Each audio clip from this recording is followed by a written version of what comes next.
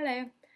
So today I'm going to talk about the conceptualization of food as a signifier of race and culture in Jhumpa Lahiri's Mrs. Sen's.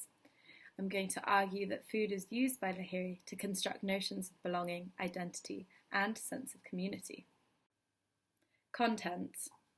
So, first I will offer a brief summary of the text, Mrs. Sen's. Then I will introduce Sarah Skeetz's book, Food, Consumption and the Body in Contemporary Women's Fiction. Then, using Sarah Skeetz's theory on food as a cultural signifier, I will discuss some of the symbols and metaphors within Mrs. Sen. And finally, we will look at Mrs. Sen's detachment for food and what this means for the individual who has been racialized as other. Mrs. Sen's is a short story in Jhumpa Lahiri's Interpreter of Maladies. The story is told from the perspective of a young boy called Elliot. His mother is a working woman and single mother, so she enlists the help of a babysitter to keep an eye on Elliot after school. Elliot's new babysitter is Mrs. Sen. Mrs. Sen and her husband, a university professor, have recently relocated to America from India for his job. When Elliot first meets Mrs. Sen, he notices a few cultural differences. For example, Mrs. Sen's sari. Elliot's mother asks various questions about Mrs. Sen's experience as a babysitter and her ability to drive. Mrs. Sen says she can't drive, but is learning. Driving becomes an important motif. But most importantly for this discussion is Elliot's mother's repeated rejection of the biscuits offered by Mrs. Sen in this first meeting. Later we see that this becomes a recurring gesture. Mrs. Sen waits for Elliot's bus every day after school.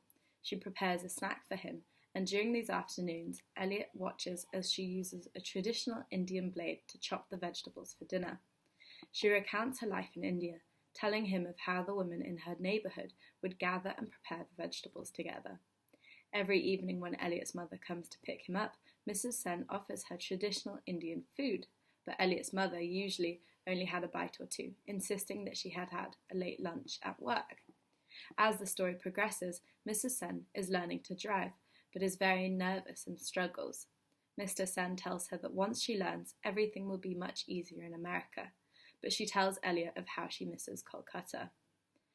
Elliot notes that one of the things that makes Mrs. Sen happy is whole fish from the seaside. It reminds her of meals in Kolkata. She doesn't like the filleted fish from the supermarkets. Mr. Sen, who usually drives Mrs. Sen to collect the fresh fish, is no longer able to. So one day, Mrs. Sen tries to take the bus to collect her fish instead. However, a woman on the bus complains about the smell of the fish.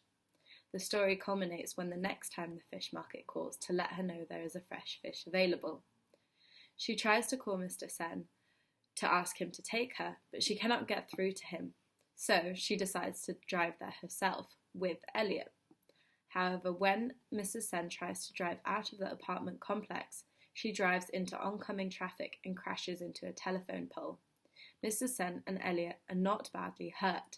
When they get back into the apartment, though, to wait for Elliot's mother to arrive, Mrs. Sen throws away the dinner that she had been preparing and shuts herself in the bedroom. Sarah Skeets, in her book called Consumption and the Body in Contemporary Women's Fiction, talks about food, its social relevance, and also food as a signifier. This could be of class, race, etc. This is a really interesting concept, and we can really unpack this in reference to the story Mrs. Sen's. Some of the main food-related moments in Lahiri's text are Mrs. Sen's desire for whole fresh fish, the Indian kitchen blade, and the recounting of women in Calcutta preparing vegetables together, this sense of community and belonging. The woman on the bus and the bus driver who are unaccepting of Miss Sen, Elliot's mother's rejecting the traditional Indian snacks Mrs. Sen prepares for her, Elliot's mother's relationship with food, Mrs. Sen's growing disillusionment and detachment from food and how that corresponds with an individual's cultural identity. Food as a cultural signifier in Mrs. Sen's. Within the text, food plays an important role in Mrs. Sen's sense of identity, in particular her cultural identity. As Sarah Skeets suggests, food is an essentially social signifier, a bearer of interpersonal and cultural meanings.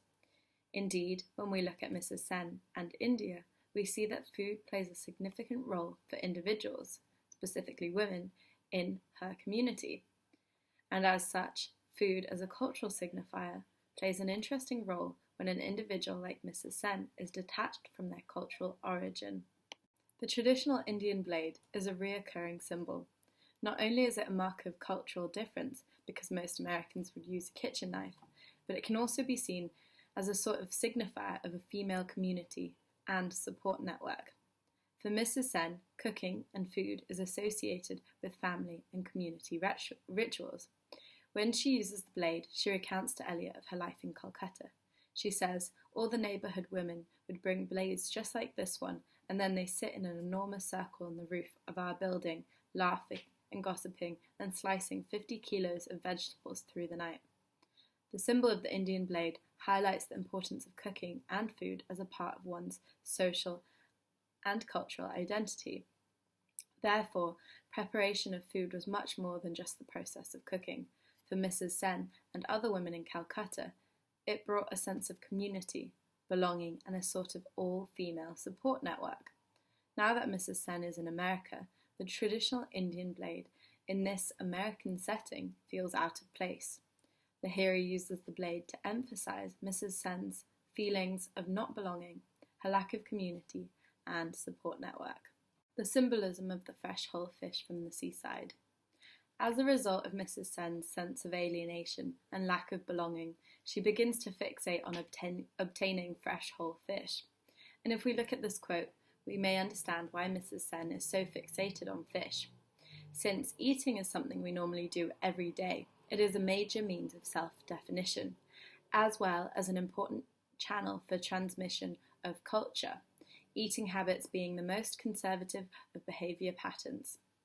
Because of her isolation in America, Mrs. Sen wants to reconnect with her sense of identity through fish as a cultural signifier. She tries to do this through the cooking of fish stew, a meal that reminds her of Calcutta. The process of seeking out the fish she so desires, but coming up against so many obstacles, for example on the bus, which will be discussed more in the next slide, and the culmination of Mrs. Sen crashing the car into the telephone pole. This process is quite emblematic of her futile attempts to integrate into American society. We don't see that many instances of secondary characters reacting to or not accepting Mrs. Sen because she appears to be quite isolated from American society. But the bus scene is a key example and perhaps demonstrates construction of race and also Mrs. Sen's own realization of her status as other. Which makes me think of Audre Lorde's passage from her book, Sister Outsider, in which she described a memory where she first realized herself as other. Audre Lorde writes about an experience she had sitting next to a white woman on the train. She jerks her coat closer to her. I look. I do not see whatever terrible thing she is seeing on the seat between us, probably a roach, but she has communicated her horror to me. It must be something very bad from the way she's looking, so I pull my snowsuit closer to me, away from it too. When I look up, the woman is still staring at me, her nose holes and eyes huge, and suddenly I realise there is nothing crawling up the seat between us. It is me she doesn't want her coat to touch.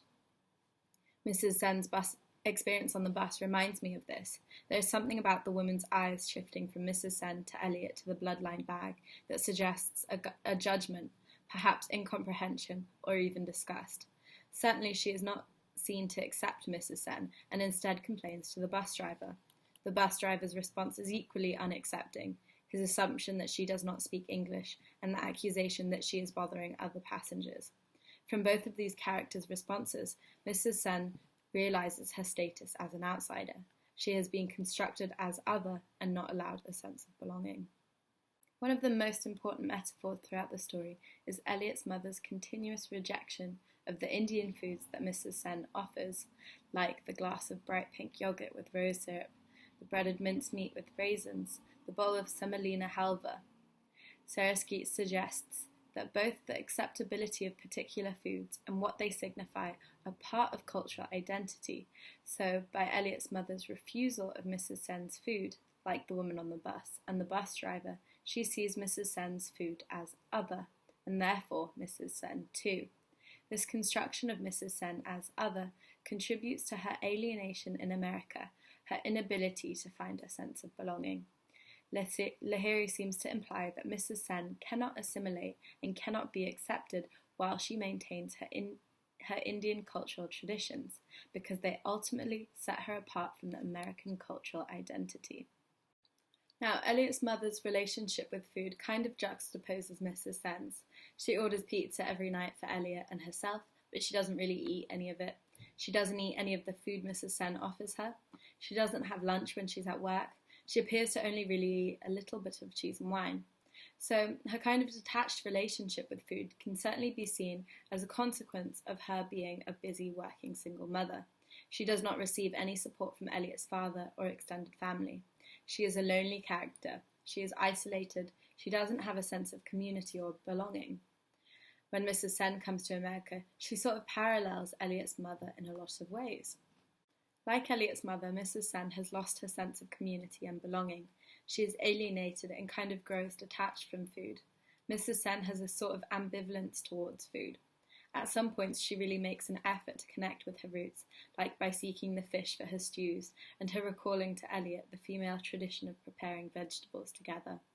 But then she also grows disillusioned and detached. This is most evident when she refuses to cook some days and instead serves Elliot peanut butter on crackers, a rather iconic American snack. Sarah Skeets suggests that what it means to feel at home in a culinary tradition, where the practices are understood and some of the meanings attaching to foods are familiar. This is something that Mrs. Sen cannot experience. She does not feel at home because she is not familiar with the American practices. She does not have access to ingredients, for example, the whole fish, that she would normally be able to get easy access to from markets in India.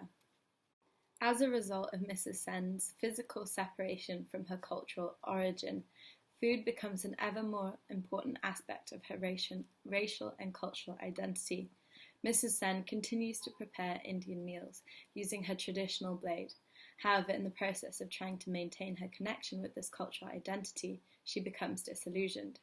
Mrs. Sen is rejected from any sense of acceptance and belonging by other characters who construct Mrs. Sen as other. The characters on the bus are unaccepting, and Elliot's mother repeatedly refuses her cooking, perpetuating Mrs. Sen's alienation and inability to find a sense of belonging. As Sarah Skeets suggests, food is a social signifier, bearer of interpersonal and cultural meanings. So, in Jhumpa Lahiri's text, the rejection of Mrs. Sen's food on multiple levels is inherently a rejection of Mrs. Sen as a racial other. Thank you for listening. I hope you enjoyed my presentation.